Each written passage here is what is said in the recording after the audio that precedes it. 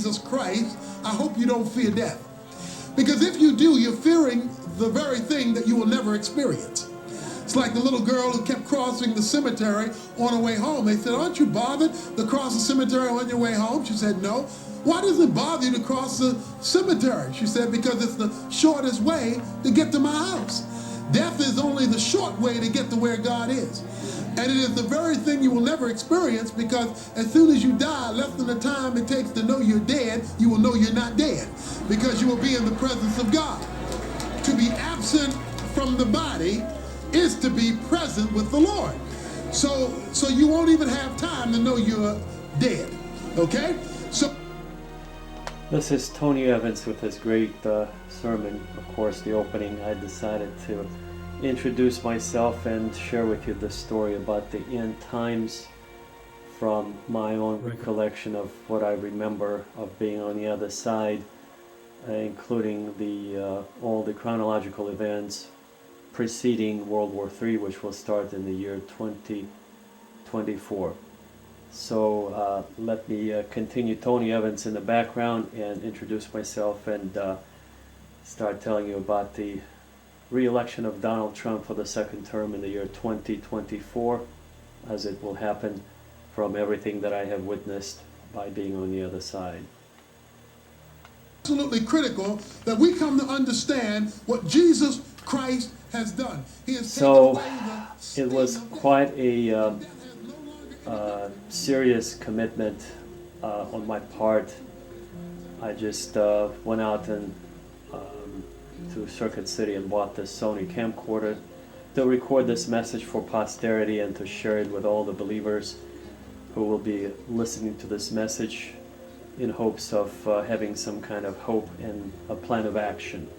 My name's Sam, and I've actually been to the other side, uninvited, if you will. It just happened. I didn't seek it. It happened, and I'd like to share this story with you so that you have a chronological order of all events that will actually take place. Today is March the 4th of the year 2000, and I decided to share with you what will happen next year in September of 2001 in New York City, and that will start a war in the Middle East in 2003 as a result of this military operation, and so on and so forth. I will share with you all the events leading up to this, the end of time, the apocalyptic World War III, which will involve nuclear weapons in the year 2027.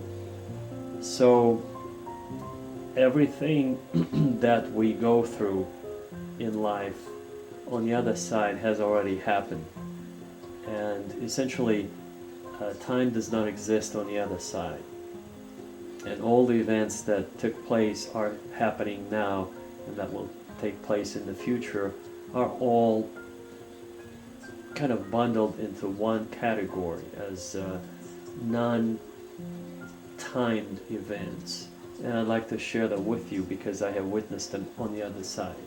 By the way, the language on the other side is not a human language. The language that is spoken by God, if you will, or the foundation of everything that takes place is not physical laws or a human language, but rather mathematics or higher mathematics upon which all the universe was built. All the galaxies are kind of formulated and they're rotating in a spiral formation. Water kind of whirls around in a spiral rotational shape. Our DNA helix is actually located in a very similar fashion, and so on and so forth. Our own hair grows on the back of our heads in a similar spiral fashion. So everything resembles this God's design, which is, God does not speak Hebrew, folks. I wanted to share that with you. He does not speak Aramaic, or he does not speak Arabic. He speaks mathematics, higher mathematics, which is what I just described to the world upon which everything is built, which can only be described as higher mathematics. Many years ago, I was with my parents. I was 5 years old, and we were driving in the mountains. We stopped for just a few minutes. It was a quick pit stop. And as we got out of the car, as we all got out of the car, myself included, as I put my foot on the ground, I realized that suddenly I was not present on earth. It was a different dimension, if you will, a different world. And as I found out later on, after I returned back to my parents, I disappeared from my parents' view. And similar what Jacob witnessed in the Old Testament, the proverbial Jacob's ladder that he saw, kind of, sort of, not exactly, but something that if I were to put it in a human language, human format, this is a transport system that I witnessed, that I was traveling on. Perhaps because I was an innocent child, an innocent little boy at the age of 5, there's nothing but innocence and purity, I was allowed to enter God's domain.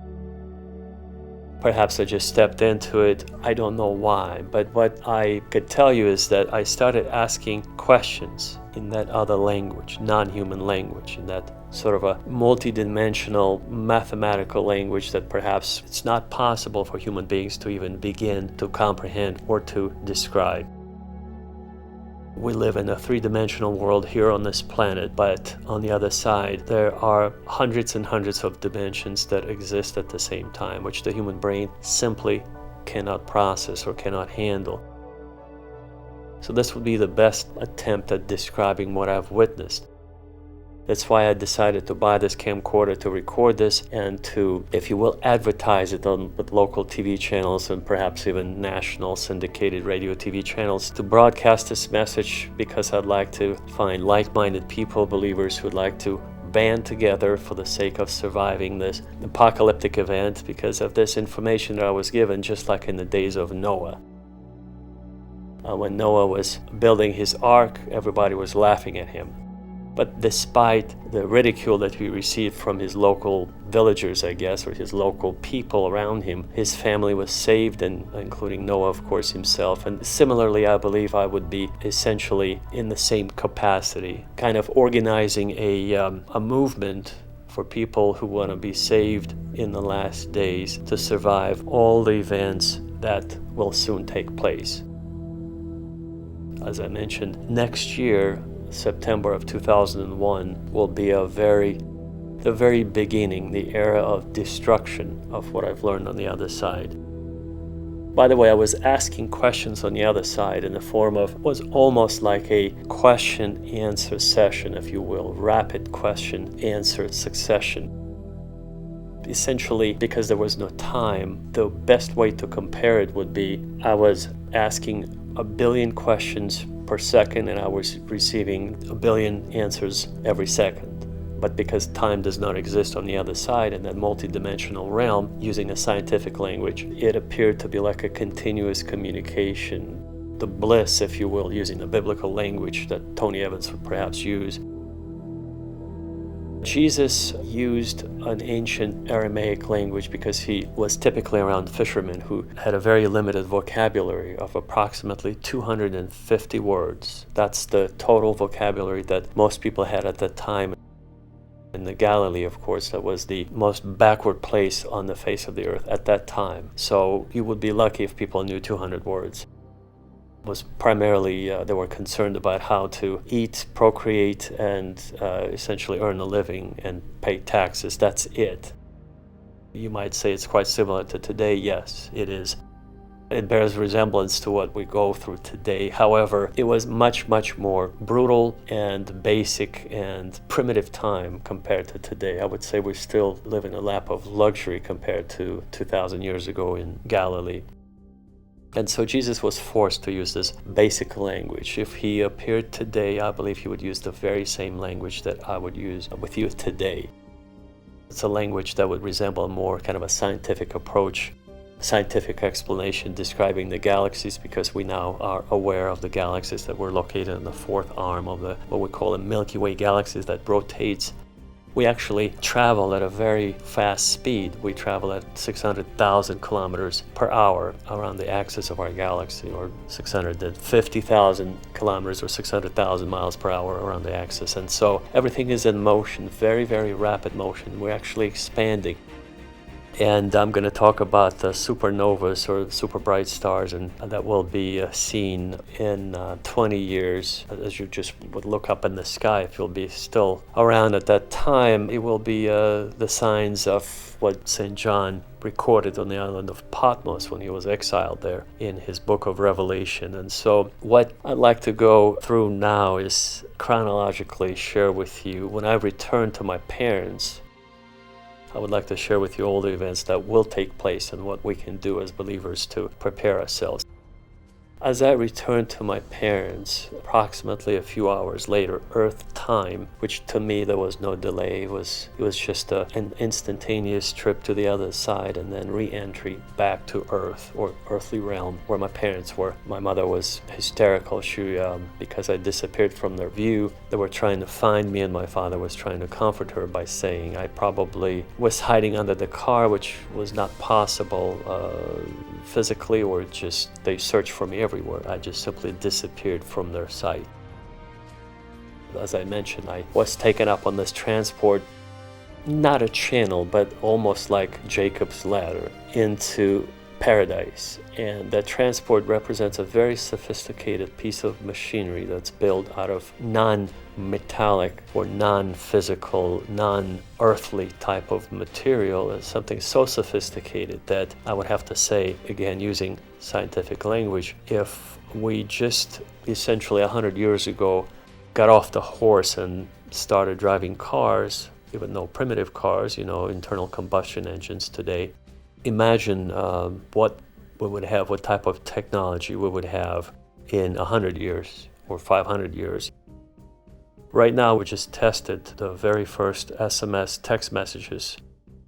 My wife, I bought her a Nokia 5160 digital phone, and I'm still using analog phone, AudioVox 480, that has that SMS feature built into the capability of the phone. So even though it's an analog phone, we were able to test it, and it worked. It's on my end, it's very primitive. On her end, the Nokia 5160 displays it much better. So we're just now entering this new technology that keeps changing every almost 6 months. Imagine what we'll have in 100 years. So this transport unit, I would like to say, was built by a civilization that is billions upon billions upon billions of years ahead of our time. So it's unimaginable level of advanced technology that sort of crosses over from having physical objects or even biological bodies like ours, that we have flesh and bone, flesh and blood.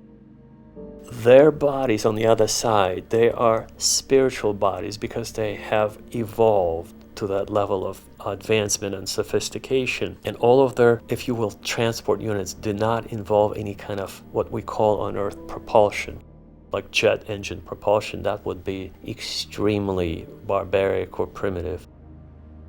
We cannot even compare their level of technology to ours. So now imagine if, like I said, we just started having cell phones just a few years ago. Prior to that, we had to go use a payphone to make a phone call, or go into somebody's office or home to ask them for permission to use the phone if you were running late. Now we could my wife and I, we just tested this text message capability last week. If you're running late, you could send somebody a text message saying, I'm running late.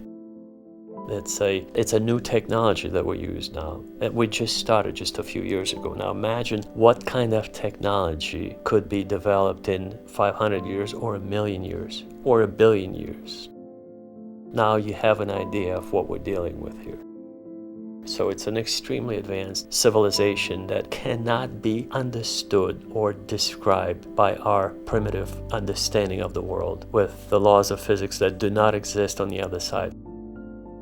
The human mind is so limited and primitive as far as even beginning to approach to analyze it. It simply gives up at some point. This is why in the Old Testament it is written, when the angels were using that, again, primitive Aramaic language, that barbaric language, that they were flying through the sky or in heaven and they were crying out, holy, holy, holy. Let me explain what that means using my new perspective. That means that God, who is a super creative spirit, the source of all life, the source of all light, could be perhaps described as the uncreated light the source of all energy, that is so bright, so pure, so perfect, that even the mind or the comprehension of the angelic force, the super creatures that witnessed all of the creation, they even give up essentially, and the only thing they could utter, if you will, if there is such an expression, if they could say anything, that would be awe. Using the Shakespearean language, of course, William Shakespeare, I'm using him as a standard for describing English words, and the word awesome is the word that should be reserved strictly for describing the most heartbreaking, striking beauty and power that exists in nature, such as the awesome nature of God, not for describing anything else. So these awestruck beings, the angels, they're awestruck in such a way that they can't say anything other than holy, holy, holy, meaning, using our contemporary scientific language, we would simply not have any words to describe the grandeur and the beauty of God and His perfection and His power and His might. We cannot even survive being in His presence. This is what I wanted to talk to you about. The only way we can approach God using a scientific language today, from my trip to the other side, I could tell you from my own experiences, to be on His frequency, using scientific modern language. In the old days, they used to call it being pious or religious or righteous, and it is rightly so. You could describe it as being righteous and doing nothing but good, meaning by being on the proper elevated frequency. So instead of listening to rap music, which is lower frequency, you should be listening to someone like Antonio Vivaldi. For instance, if you like the Four Seasons, you would notice the transition between spring and summer, I believe, most beautiful transition. Now, if you've never listened to the Four Seasons by Antonio Vivaldi, I highly encourage you to do that. And even if you like rap music, I assure you, if your heart is open to the things of beauty, you will immediately switch to listening to Antonio Vivaldi. You'll never, ever touch any other style of music, because it's simply not music. It's of the demonic realm. It's a primitive realm. It's not going to get you very far in life, and in fact, it will bog you down in an emotional roller coaster, or it will attract nothing but negative events and people and path in life. So let me just kind of continue with my story, since again, the whole purpose of me sharing with you is I've been debating for a very long time whether or not to share this story, and I finally decided, what do I have to lose? Life is short and every moment is very, very precious. I'd like to document my trip to the other side, to give hope and direction to all the believers, to unite them in this one, perhaps even, God willing, global movement of righteousness, of purity, of elevated spirit. And by the way, Tony Evans represents biblical, obviously, teaching, and those of you who are followers of the Quran or the Book of the Dead, if you're a Buddhist, it's really, you have to understand, the Bible, the Quran, or the Book of the Dead represents 0.00001% of the totality of the information that I saw on the other side. In other words, it's really just not even half a breath of that would describe all that information. Half of it actually was not quite properly represented, and I'm the judge of that because I've been to the other side. I've seen God, if you will, face to face. And I'm here to share with you what it is like on the other side. The fact that you could see from the other side all of the events that are taking place in that multidimensional, beautifully interwoven fabric of events that have billions and billions and billions of possibilities depending on the spiritual state of the human being here on earth. That's right, we can affect certain events through our intention, if you will, call it faith. But I would say, if you were to change something about your life, yes, you can. Even though it is predetermined, but through the fortitude of your spirit, your desire to change something for the better. I'm not saying you should be praying for some catastrophic event to happen, but I'm asking you, if you would like to pray for peace, you will see peace in your life. You will see peace for whomever you wish it upon. And that's the whole purpose of me sharing with you the beauty of my messages. The other side, the proverbial paradise or heaven, is such a beautiful place. Again, where only could compare it to understanding God by being on His frequency. And his frequency is not our frequency here on earth. So, if you will, if I were to compare God's being in heaven and us trying to understand him here on earth, I would say we need to pull our heads from the gutter, because this is where we are, using that analogy. Where, proverbially speaking, we keep our heads in the gutter in this sort of a lower mentality, lower frequency rap music, or just lower vibrational kind of events and anger and being upset with nothing. I mean nothing, meaning unimportant things that are inconsequential in the grand scheme of things. And so I highly, highly recommend that you go on a 7-day meditative state, like a, if you will, spiritual retreat, where you would be fasting, not eating anything for 7 days, and just listening to Gregorian chants. As I mentioned, God speaks mathematics, and so music is purely mathematical. If you have any musical education, you would obviously understand what I'm saying. Music is based on purely mathematics. It's a mathematic form of mathematical language. Music is. So Gregorian chants is the only music that I could relate, that somehow those monks who are chanting in a very specific way, they're hitting those notes exactly, precisely, in the most harmonic way that resembles that precision, precise communication of God's mathematical harmony. So I wouldn't recommend anything other than Gregorian chants. If you happen to like them, it will help you focus. No news, no TV, just you and your glass of water in the morning with some lemon, and just reading the Bible or the Book of the Dead, whatever you like to meditate on. You don't even have to have anything. But it helps to have some kind of a spiritual material while you're meditating in the morning before the sun comes up, preferably for 7 days straight. And within 7 days you realize that 95% of all the thoughts and everything you think you represent they're not your thoughts. They've been implanted there by society, by your parents, by your friends, by the media, by everything that surrounds you, that you've been while you were growing up, from the time you were born until you became conscious of your existence here on this planet. And so I highly recommend that you do that. That's a very important step in your spiritual evolution. And so moving on, so when I returned from the other side, my mother was, as I mentioned, hysterical. She asked me where I was hiding. I told her I didn't understand what she was asking me. I wasn't hiding anywhere. And so it was an enormous privilege for me to be able to retain all that information, because as we fall asleep, you might be wondering, if you've never wondered, what is sleep? What is the purpose of us falling asleep for all mammals on this planet, including animals and plants? What's the purpose of sleeping at night? Is it for our physical bodies to be rejuvenated? I'm going to give you an answer that I received that I saw vividly on the other side. It's actually not.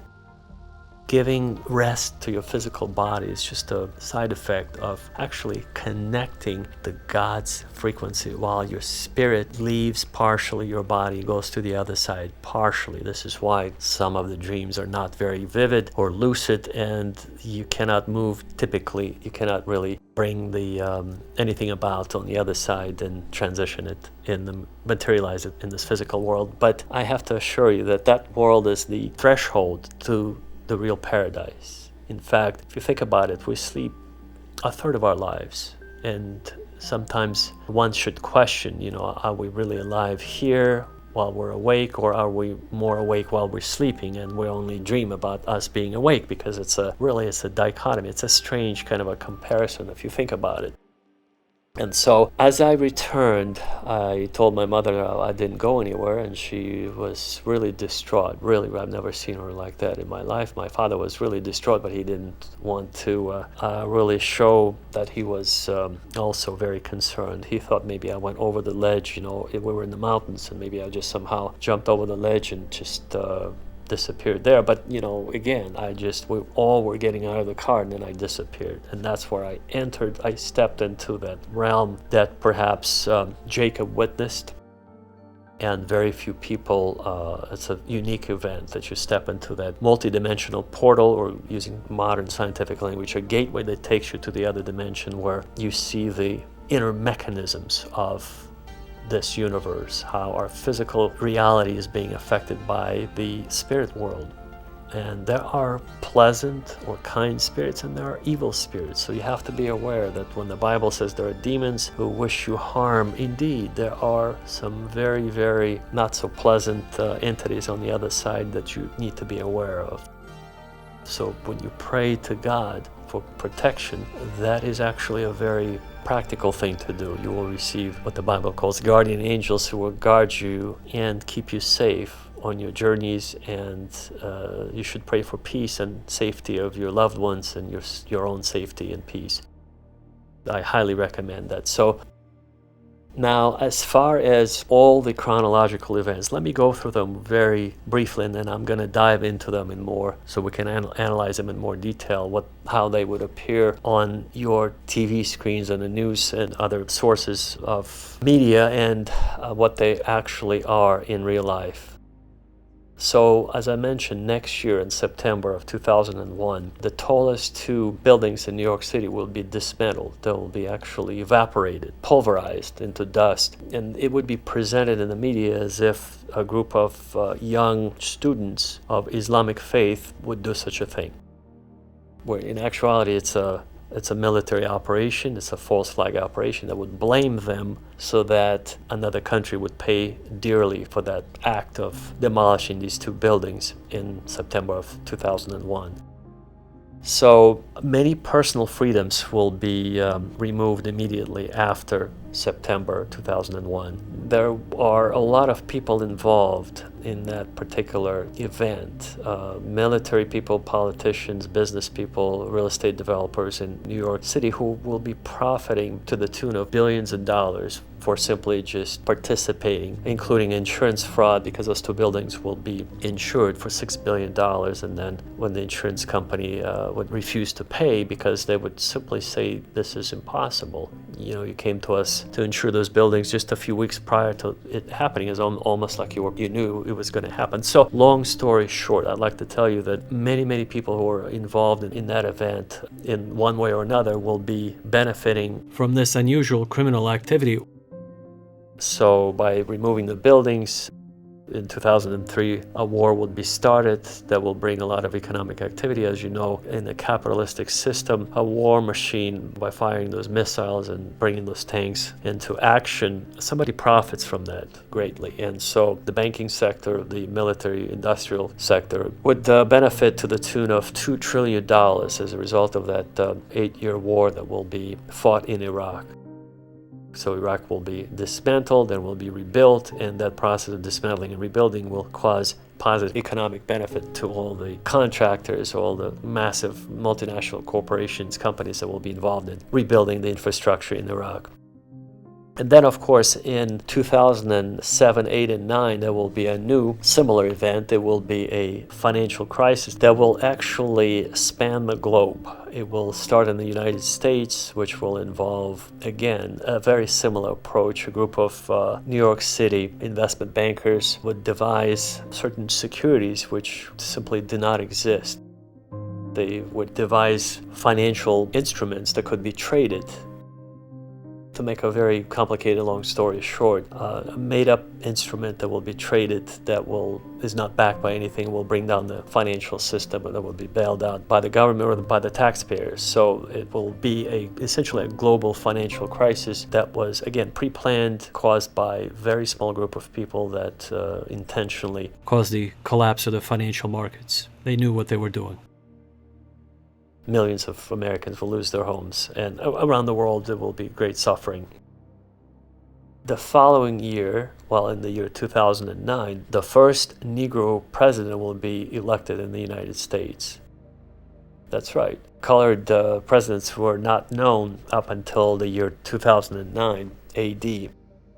And it will be also later discovered that he would be married to first transvestite person. So the wife, supposedly, that they have 2 children with, was actually a man that posed as a woman, but as a transvestite couple. So the first couple that will be, essentially outed by Joan Rivers would be this couple in the White House. And by the way, Joan Rivers was going to do that, but she was actually stopped. So as soon as she recorded this shocking expose, but was meant to go on air and talk about this very issue, she was found dead. She suddenly had some health problems and was artificially induced coma at the hospital. She died, and then all the tapes disappeared. But she was actually preparing that particular episode to share with the world about the first couple that had kind of a different orientation, which, by the way, will become commonplace in the United States, along with mass shootings that will, as you know, we just had Columbine High School mass shooting in Colorado in 1999.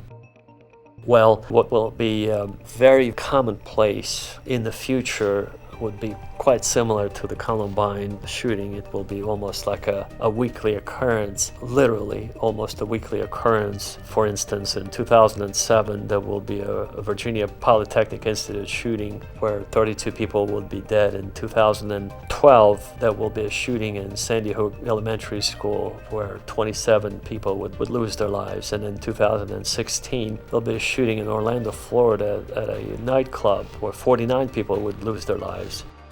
2017, there will be a shooting in Las Vegas at a country music festival where 60 people would lose their lives. And 2019, there will be a shooting in El Paso, Texas at Walmart where 23 people would lose their lives, and so on and so forth. In 2021 in Boulder, Colorado, there will be a shooting almost, like I said, on a weekly basis, where by the year 2025, all personal guns and weapons will be confiscated by the government in the United States of America. That's right. It would be a very Civil War-like situation because of how gradually the population would be sort of led up to giving up their weapons, and some people, small fraction, would not give them up, and this would cause the Civil War-like situation. So interestingly, I mentioned the year 2021, the mass shooting in Boulder, Colorado. Well, in 2020, there was a new type of biological warfare that was fought between a coalition of certain Asian countries against the coalition of other Western countries, such as the United States and Western European countries. And this biological warfare in 20 years, in 2020, which will be full-blown, will be presented in such a way that it's very hard. It will be presented as actually a runaway virus, a biological virus that was created in 1942 by the British military scientists. They essentially created the first biological virus to be used against the German troops during the World War II action. So they took this small, in 1942, they took this small bomb and detonated it 2 kilometers off the coast of Scotland on a desolate island. And they brought some animals to test this biological weapon on. And 80 sheep instantly lost their lives when they returned to check up on the animals the following day. One of the sheep went missing and they couldn't find it, and they were very concerned. And then it finally said maybe it got washed off the island when it decided to get some water. But actually, as the story goes, in 1942, that one sheep got washed on shore in Scotland, and many, many farmers and farm animals got infected with this biological military-grade virus and died. And then this very virus in 1942 very rapidly spread into Western Europe, continental Europe, and then into Central Europe, Eastern Europe, the Soviet Union, Siberia, Japan. So a great number of people died in 1942 as a result of this military-grade virus. And so in 2020, this is a much more sophisticated version, modified version of the same virus, similar virus, that was designed to actually, remember, on TV, it will be presented as a naturally occurring virus that will be used as a ruse to keep people under more control, strict control, to essentially imprisoned in their homes, and they would have to go through all kinds of measures to supposedly keep the virus from spreading. But in actuality, this is just a prelude, just a ruse to have 100% totalitarian control over the population around the globe, because it will go global, just like the financial crisis went global. So this biological warfare became, or this virus went global. And the most interesting part, this virus in 2020 will be designed to remain dormant in the body. It will not kill a large portion of the population, except for those who are elderly and who have lung conditions, or people who have a weakened immune system, perhaps, that would probably not be able to handle that particular modified virus.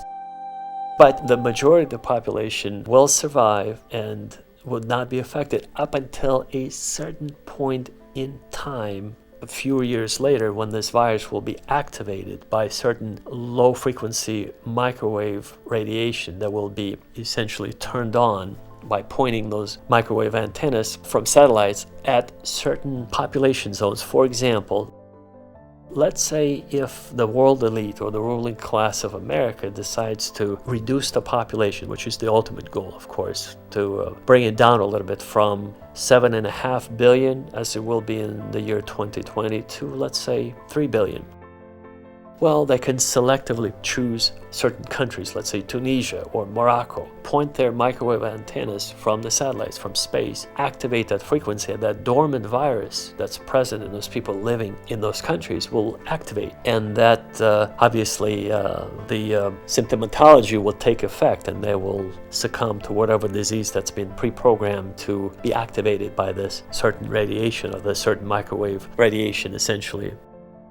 So that's the weapon in a nutshell. It's a new biological form of weapon where all the infrastructure will remain intact, so the buildings will no longer have to be destroyed like they destroyed the infrastructure in 1945 in Hiroshima and Nagasaki.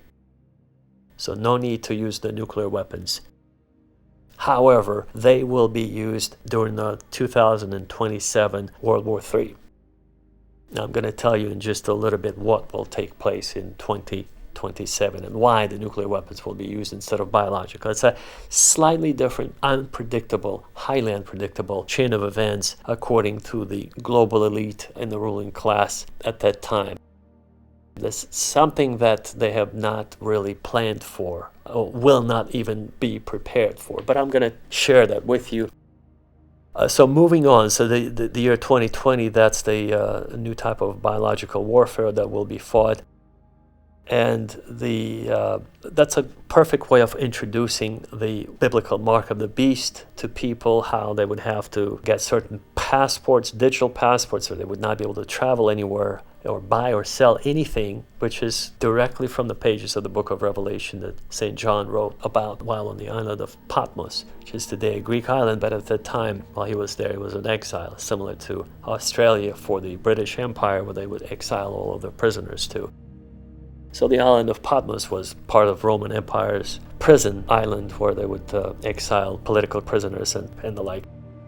So on the island of Patmos, he wrote, I believe in chapter 17, he wrote that here is wisdom, let him who has understanding calculate the number of the beast. For this number is a number of a man, and this number is a number of 666. Now, what does it mean, you might ask? What does it mean? Well, let me tell you from that eternal perspective that I'm very privileged to have. So during the 2020 fake biological warfare, it's actually, the war was real. It was just presented as something else. That's why I'm saying it's fake in terms of how it's presented on your TV screens. So it will be presented as a naturally occurring event, virus. Well, I just told you it was created in 1942 by the British military, and ever since that point in time, it's been heavily modified every 5 years or so. So it's been essentially modified beyond recognition. And so when this event will take place in 2020, it would be a perfect segue to introduce the mark of the beast, where you would not be able to travel or buy or sell anything without, or be accepted in society, or even be in society, be walking down the street without this digital passport that will signify that you've accepted the mark. Well, what is the mark, you might ask? What is this mark? Well, essentially, it's nothing but a digital form of acknowledgement that you have been vaccinated for this. They will call it a virus, but in actuality, it's just it's something else.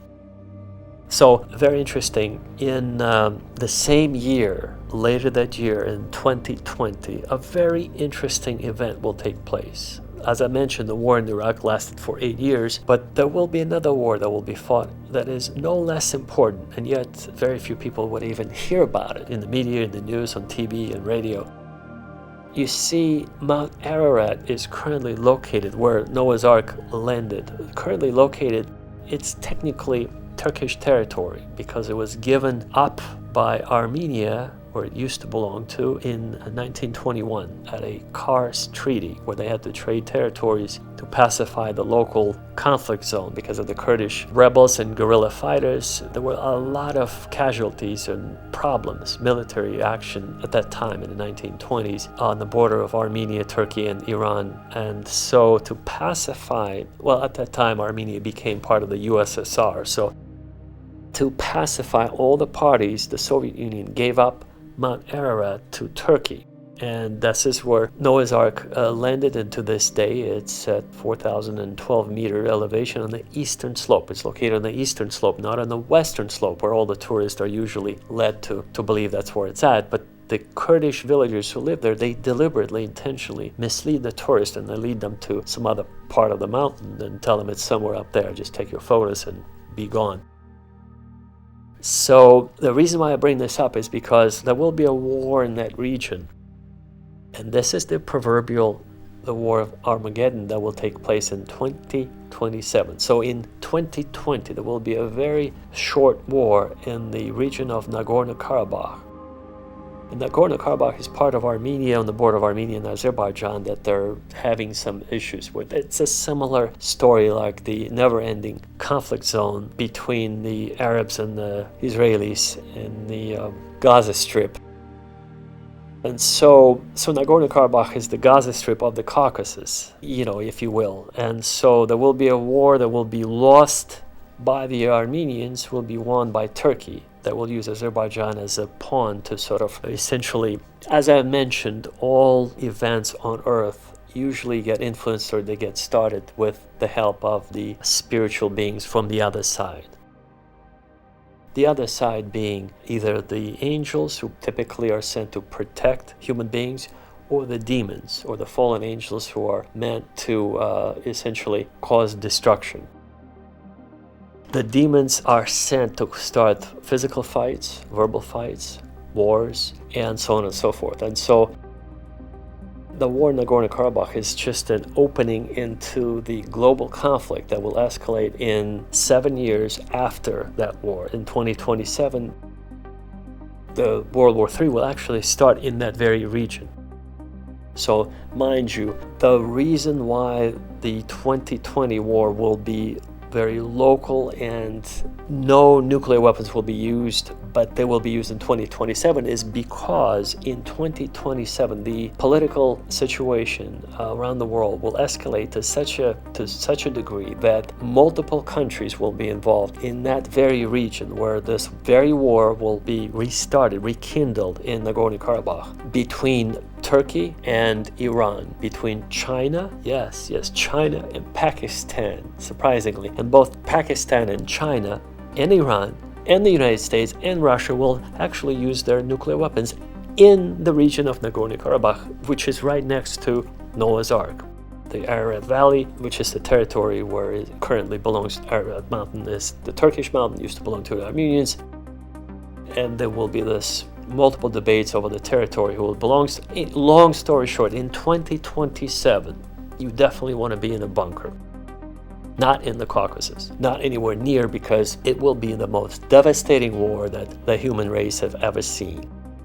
It's going to be catastrophic, and this is why I'm here preparing you, and I'm hoping that you would be essentially prepared and you would be praying and fasting in preparation for those events.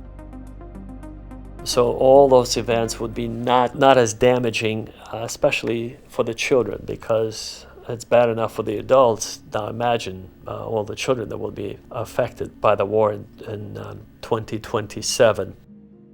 Yes, unfortunately, this is the end of human history as I saw it from the other side. So at that point in time, people will be literally being transported into heaven or paradise the same way I was transported when I was a little boy. So they would be taken up and just taken alive. I mean, just the same way I was taken alive to heaven. They would be taken alive to heaven, and those are the people who are what the Bible calls they walk with God. Using a modern language today, we use, remember, scientific vocabulary. People who, what I like to call, are on the frequency of God. People who are very close to God. They walk with God on a daily basis. They pray to God. They fast. Fasting is, by the way, not only is very good for your body, physical body, it actually cleanses your system and allows you to get tuned in into God's frequency much easier or faster, quicker. And I'm going to tell you all these quote-unquote secrets and tricks how to get on the frequency of God quicker. So the first exercise I'd like to give you, besides going on that 7-day meditative state of retreat or with fasting that involves fasting, I would like to suggest to you that you go to a park, unless you live somewhere in the country already, in the woods, and make sure that in that park you find a tree that you like, a big tree. Make sure there's no people around you, because they will ridicule you, and you would not be able to do this exercise correctly. You will not be able to reach the frequency of God. So what you do is you get to a place where there's nobody around, and you put your hand on a tree, just eye level, and you focus, you meditate for about half an hour without talking audibly. You just focus. You thank the tree for being there, for producing oxygen. And let me tell you why, because on the other side, both trees and animals have their own language. I'm going to decipher it for you so that you'll understand what kind of language they have. Obviously, a tree cannot send you a letter or make a phone call to tell you all about it. It's a different life form, and so it's more not as advanced as ours, similar to how we are not as advanced as the angelic life form, which is, as I mentioned, billions and billions of years ahead of our state of awareness. And so trees are just as alive as animals, and animals have their own language. So by placing your hand on a tree and by focusing and concentrating on God's creation and being in harmony with God's nature, with Mother Nature, and by remembering that so many trees are being cut down for paper, for timber, for building housing, for just creating things that is just unbelievably wasteful. It's brutality in its perfect form, meaning we're hurting our environment without even replacing it. And so that shows you our level of evolution. We're just like, we are the murderers. We're not very advanced, is my point. And so by focusing on that and by asking for forgiveness from the tree, you just have to sort of relate to the tree, how its family essentially is being cut down at some other part of the world that's not as lucky as where you are in the park. You will eventually be able to get on the frequency of the tree and kind of sort of understand, maybe not the first time, maybe the 7th time you're there in the park and you're doing the same routine. You'll be able to understand the language of that tree. And by doing so, you would essentially be able to eventually understand the language of animals. Stray animals, not your pets at home. If you have dogs and cats, that doesn't count. It's not the same. It's a little bit different. I'll tell you in a second. So you would go out and perhaps find a stray dog or a stray cat or a stray fox or a stray wolf, depending where you live. And then I'll tell you what they say to you when they see you, because it's a nonverbal communication. It's that, if you will, telepathic communication. But I assure you they're sending you a message that I'm going to help you decipher it. So the tree is going to express to you its gratitude eventually once you get on that frequency. And then once you transition from the tree to the animal kingdom, you will be able to understand that those stray dogs or cats or foxes, if you run across any foxes where you live, what they're trying to tell you is this. They would really love to be your friend and to be petted by you and just to experience your company, but they're afraid that you're going to capture them, kill them, and turn them into a fur coat or something of that kind. You understand? Because that's what we've been doing to them over and over since day one. And it remains in their DNA memory, if you will, that because of our violent nature, they're afraid of us. They're afraid to come close to us, but they would love to, because they're on a different frequency. They don't mean no harm. In fact, there are plenty of documented cases where people who go out hunting in remote regions of anywhere remote in the mountains, when they witness that a mountain lion sometimes would guard a wounded goat or sheep, not to eat it, but to guard it from other predators. Yes, this is the most beautiful part of God's creation. A mountain lion, when it sees that this completely helpless, wounded mountain goat or some kind of animal that injured itself needs protection against other predators, it actually defends that helpless animal. You understand that it's not that they're all going to eat each other. There is that honor system even among animals. It's common knowledge. And so if you've never heard of it, perhaps you should look into that. And my recommendation is that you spend more time in nature. If you live in the city, spend more time in a city park, or you go out in the woods, you go out into nature, you connect with nature, you put your hand on the tree, you just spend some time. Because we are not designed to live in this sort of a city environment, to be running in circles for a few dollars a month just to be able to survive, pay our rent and pay our bills. It's just not, this is not why we come into this world. I assure you, God will provide using biblical language. If you believe in miracles, God will provide supernaturally. If you don't quite believe in supernatural or miracles, then you will experience synchronicities, serendipities, that a person that you need to see for your business transactions will appear in your life. Once you get to that stage of evolution, you see, spiritual evolution. Again, using a different language if you're not into the biblical terminologies. But it's fine to me. I don't see any problems. Biblical or scientific language, it's all the same. Bottom line, folks, is this. I will just tell you to summarize everything I wanted to say in this one phrase. Please listen carefully. We come here into this world from eternity past, from an eternal place, and we're here for about 5 minutes in the eyes of eternity. If you think about it, the eyes of eternity is just a few breaths that we take and then we return to that other place, you see? And so we're here, folks, for about 5 minutes. We come here from that other world that we immediately forget all about it. But you see, if you really think about it, we're here on a mission.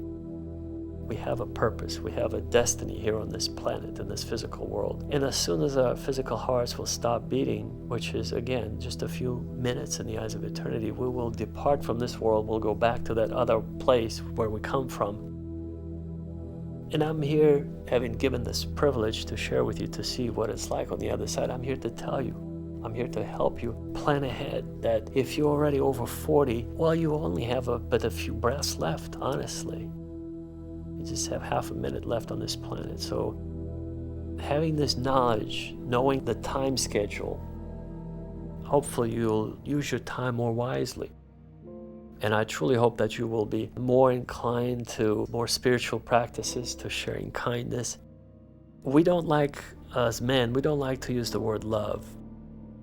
Usually women use that kind of language with more ease. But, if not love, let me define love from that other reality and scientifically for you. Love actually is the highest form of frequency, of vibration that God operates on. It's that highest frequency of God, that the brightest, the most luminous light, the most powerful energy in the universe that holds our universe together. That's right. In fact, the astrophysicists will discover that there is a force that exists that holds all physical objects in place. And all physical objects in outer space, in cosmos, represent about 5% of the mass of the universe. The other 95% of the mass of the universe is this invisible force or energy that holds all things together. And our universe is actually constantly, it's moving and it's expanding, our physical universe. I'm not talking about the hundreds of dimensions in the spiritual realm. That's a conversation for another time. But I'd like to encourage you, given the fact that we have established the fact that we're here for a very short time, I'd like to encourage you to focus more on sharing kindness, on learning kindness, sharing kindness. If you can't focus on love, at least focus on kindness, share kindness. Help anybody who comes your way. If you see a homeless person on the street, just give him a few dollars. Don't judge him by saying, he's a drug addict, he needs to go to a rehab, or perhaps he's just an actor who doesn't want to work. Really, that judgment actually would do a lot of damage to you and your life path, not to that homeless person. And also, the Bible says that sometimes those homeless people are not homeless people. They're angels sent by God from heaven just to test your heart, to see if you truly are that spiritual person that you claim to be, or if this is a bunch of fluff, that you're trying to impress other people around you. So when you don't help a homeless person on the street, you know what that tells about you? That means that you actually don't fully understand the reality. Again, the Bible says by entertaining strangers, sometimes we have unwittingly entertained angels. And we don't know when we actually deal with angels or when we deal with the actual homeless people. So that's why I highly recommend that you just try to be kind. Give them a few dollars. If you don't have money, give them your energy, give them a hug, offer help, offer whatever help you can, whatever help you're able to give. The most important part that I'd like to finish with, I'm looking for like-minded people. I'd like to form an army of believers, an army of spiritual warriors that would be just like me, who love God, who would like to be prepared for that exit from this physical world at the end of our time here by year 2027 or before then, or whenever it's our time to go. And so I would like to say, let's unite. I will be actually building a team of like-minded people. We will create a website where we could all meet and find each other, and where we could start building those bunkers in preparation for those apocalyptic events. I will actually have, God willing, a global following, because I believe this is my mission in life, to have this privilege to go to the other side, to receive all this information and this knowledge, and to still remember it, to be given this gift, to retain this information by the time I came back to this planet. I believe that this is my mission, is to unite as many believers worldwide as possible in the spirit of kindness and agape love, which is, by the way, the Greek word for the highest form of unconditional love of God that holds all things together. Agape love is the love that emanates from God, which is that highest form of uncreated light. That's what we are, folks. When you go to the other side, you begin to glow and kind of shine, and because you're on that other frequency that is much, much, much, much, much higher than we are here on earth. Quite frankly, it was the saddest part to have to return to my parents on earth, because you would never, ever, ever, ever, ever would want to come back from that beautiful place to this prison cell. Even if you're not in prison, this planet is a prison compared to paradise. I assure you of that, because everything that we do here is absolutely contrary to what we should be really striving for in terms of spirituality, our evolution, our development, and sharing kindness. It's just not enough kindness in the world. I would also like to help our planet, Mother Earth, all the animals and rare plants to be replenished and to be more protected from us, the animals, the true barbarians or the murderers. So I would like to form a non-profit organization and unite all like-minded people in a very coherent, organized fashion to protect Mother Nature, the animals, the environment, our planet. So many whales are dying because of the sonars that the submarines use on them in the open ocean, and that actually kills them. That kills their guiding system of the whales. And they're left kind of blinded, if you will. They're left without their most important organ that allows them to navigate in the oceans. It's a sad situation. All the trees that are being cut down. Folks, what can I say? When you see all these events happening, the 2020 biological warfare that will lead to the mark of the beast, the distribution and acceptance by many people who will be so blinded. When you see Joan Rivers disappearing or dying suddenly, in September of 2014 when she would want to actually go public with this information that the first family in the White House is a very unusual family with their sexual orientation, the first transvestite in the White House.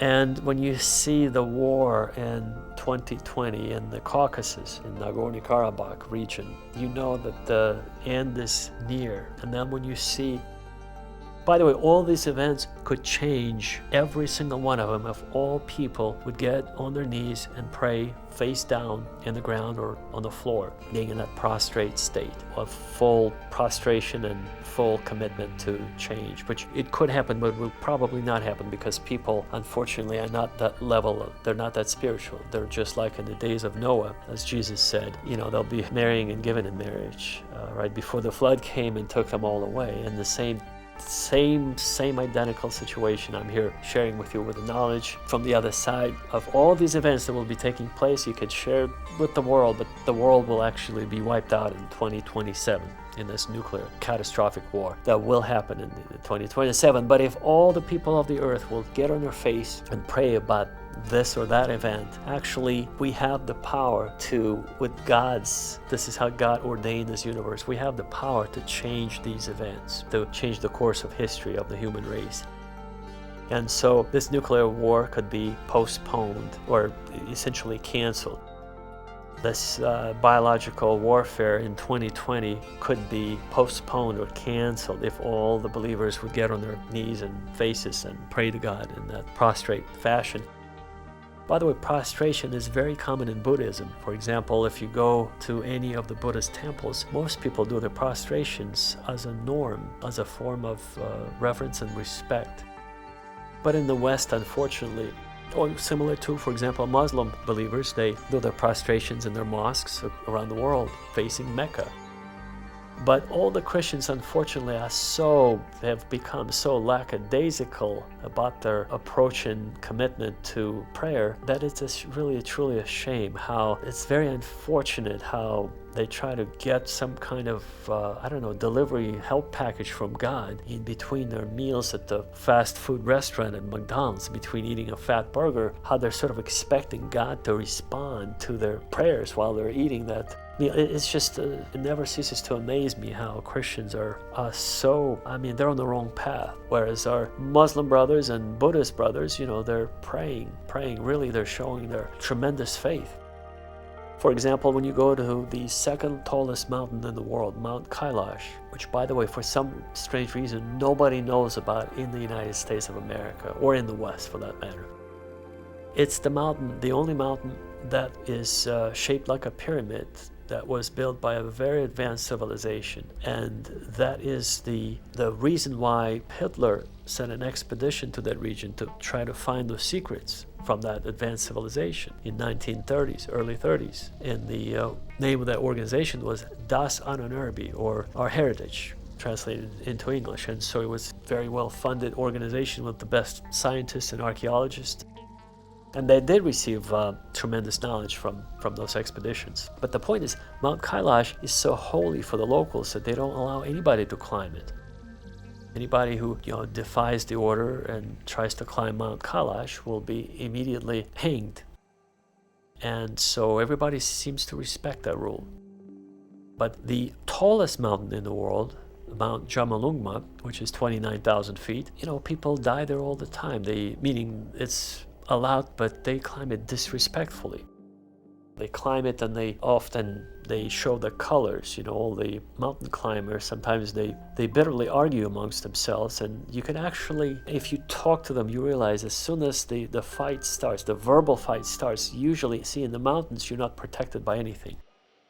And when you're sitting in your comfy chair drinking your coffee or tea, if you want to say something ugly to your family member, your friend, or somebody about someone you see on TV, well, there's seemingly no repercussion, you might think, right? You said something and you're still sitting in your comfy chair drinking your tea or coffee. But in the mountains, many times, as soon as somebody says something negative about their team member or somebody else, they usually lose balance and they fall off the cliff into the ravine or they disappear. And mountains are treacherous because of every mountain climber that's experienced, they come with reverence when they attempt to climb a mountain, such as K2 or Jamalungma. Yes, Karakoram Mountains in northern Pakistan are the most dangerous mountains in the world, more dangerous than Jamalungma. But anyway, digressing slightly, I'd like to say that the point of bringing up the mountains is there are consequences in this physical world, even with your words that you sometimes use in a very imprudent way when you call somebody names, whether they deserve it or not. It actually is going to come back and bite you in the neck. Or as Jesus puts it, he who lives by the sword shall also die by the sword. And if you do a study of famous people, because that's the only study you could do that will actually allow you to track them down and see how they died, if you actually look into I'll give you just one example, and we're going to move on to another much more important topic here.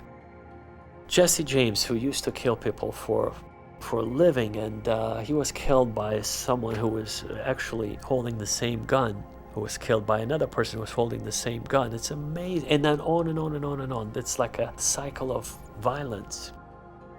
So-and-so killed so-and-so, and so-and-so killed in turn so-and-so. And it goes on all the way to today. And in the here and now, it happens in the very same way. So no wonder Jesus said, he who lives by the sword shall also die by the sword. So I'd like to conclude with all the events I had mentioned and everything that I've learned on the other side, where the language is higher mathematics. God operates in a very unique way, and from that eternal perspective, the only thing that we could relate to is kindness and agape love, or the highest form of vibration or desire to help another human being. I would like to invite everyone who agrees with this message, who is called to hear this message. That's right, if you hear this message, if you're hearing it right now, that means it was meant to be. Your name was written in the book of life, and you are called to follow this mission, this movement that I'm organizing. I just want to invite you to join our organization, our movement, our nonprofit, and just let us know how you can help our movement, what skill sets you have. If you have a lot of time, just let us know. If you have a lot of ideas how to build bunkers, or how we could create a new type of technology and new type of propulsion engines, and build livable space on the moon or on Mars, let us know. I have no limitations, so I believe that we can actually do that. We can actually escape the 2027 catastrophic events, unless we'll be simply picked up by the angels of God, in the event prior to World War III. But be it as it may, just let us know, reach out to us. If you're a visionary, if you have ideas, if you're a philanthropist, you could actually help fund certain projects.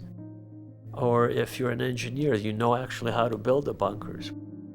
Whatever your talent is, just let us know. And we need everyone with their wonderful God-given talents to actually act as one unit, as one organization, as one living organism of God. And only then we could survive. So I can only bring my humble experience that I shared with you today, and I decided to do that because I simply had no other choice. The technology now, as I mentioned, is here. Finally, you could buy a relatively inexpensive camcorder and record it. And I also am recording it on a separate audio device, just in case if something goes wrong with the internal camcorder's microphone, so that way my voice could be heard separately. But on and on, I just decided to bring up Tony Evans and his wonderful message. And of course, who knows what kind of technology we will have in 2027. Perhaps this type of message may not be what will be commonplace. Perhaps we'll be using much more advanced technology that would allow us to gain immediate instant access to this message and instantly have a hologram projected in front of us, or perhaps inside our brain. My trip to the other side actually ended right before the year 2027. As the war was getting started, there was no further information that was given to me, or I was allowed to see how events would progress from there. All I know is that the war will happen. It will be nuclear, and multiple nations will be involved, and those select few souls would be few souls, yes.